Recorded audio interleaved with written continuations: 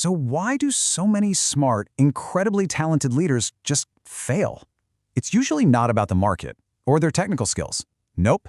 It's almost always about something much, much closer to home. In this explainer, we're going to pull back the curtain on the 4 deadly, self-sabotaging traps that can completely derail even the most brilliant leadership careers. And that right there is the heart of it all.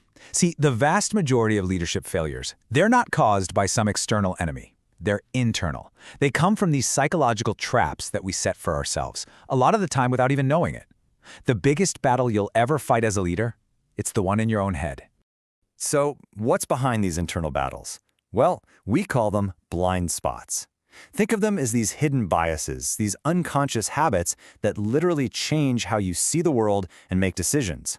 And what's so dangerous is that they can take your biggest strength, say your attention to detail, and twist it into a crippling weakness.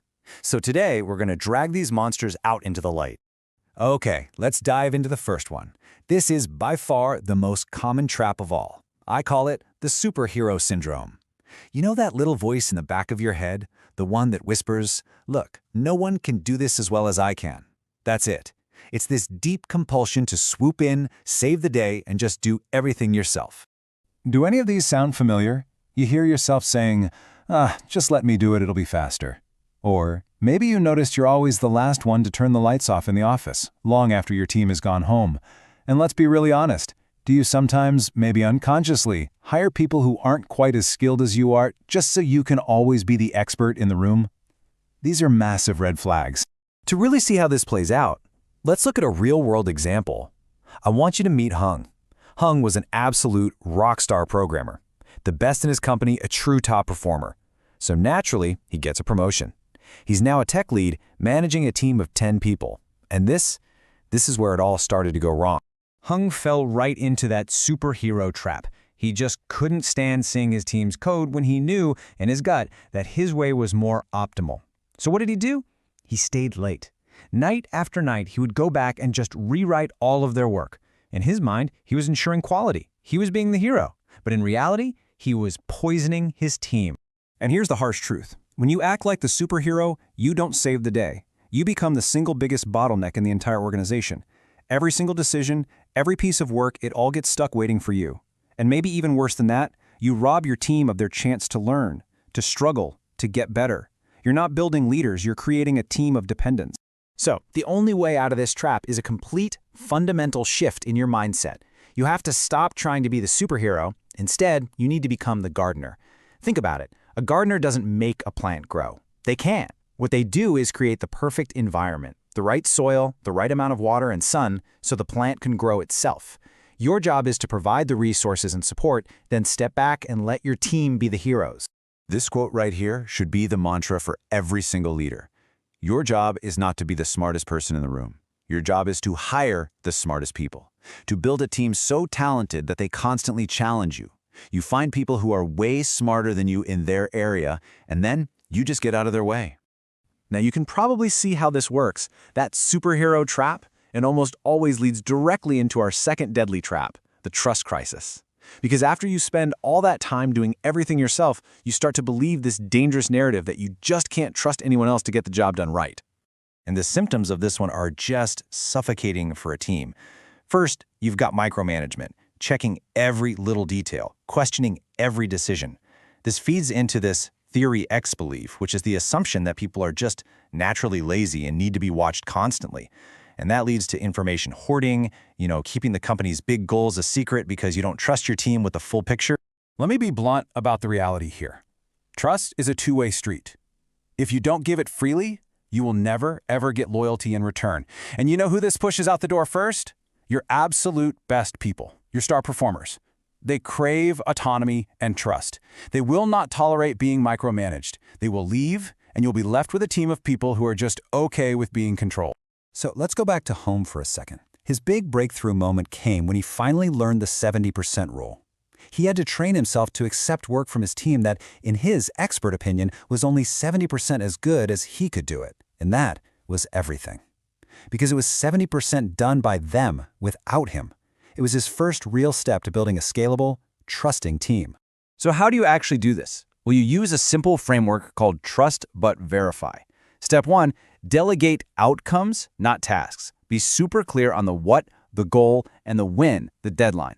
Step 2, grant autonomy. Let your team figure out the how. This is where ownership and innovation come from. And step 3, check in at key milestones. This lets you make sure things are on track without breathing down their necks 24/7.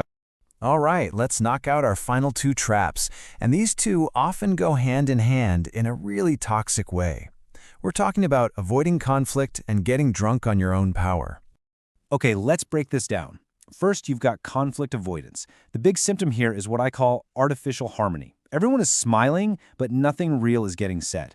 Poor performers don't get feedback, bad ideas go unchallenged, and resentment just simmers under the surface. The only antidote is to foster constructive conflict, where the golden rule is we attack the idea, never the person.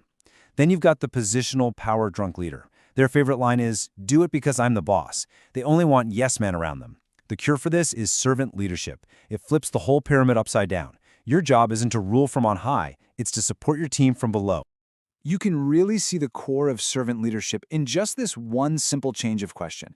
Instead of demanding, why isn't this done yet, which just creates fear, a servant leader asks, what can I do to help you succeed? One question is about pressure and blame. The other is about support and partnership. It's a total game changer. All right, we've gone through the theory, we've looked at the case study, now comes the most important part. It's time for a personal checkup. This is where you have to be brutally honest with yourself. Let's do a quick self-audit. First question, let's hit that superhero syndrome. Just think about the last 7 days. How many times did you jump in and just take a task from someone because you thought, you know what, it's just faster if I do it myself? If that number is anything other than 0, it's a warning light. Okay, question 2. This one's about that trust deficit. Do you know your employees' computer passwords? Do you have a rule that you need to be CC'd on every single email? If you answered yes to either of those, that's not just a warning light. That is a giant flashing red flag that you are deep into micromanagement. Question 3. For conflict avoidance and power issues. Think really hard. When was the last time someone on your team openly, respectfully disagreed with you in a meeting?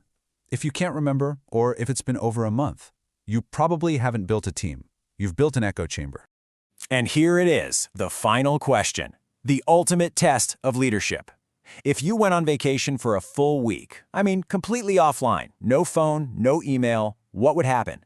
Would everything grind to a halt in a panic? Or would your team keep humming along, solving problems and moving forward? Your answer to that tells you everything.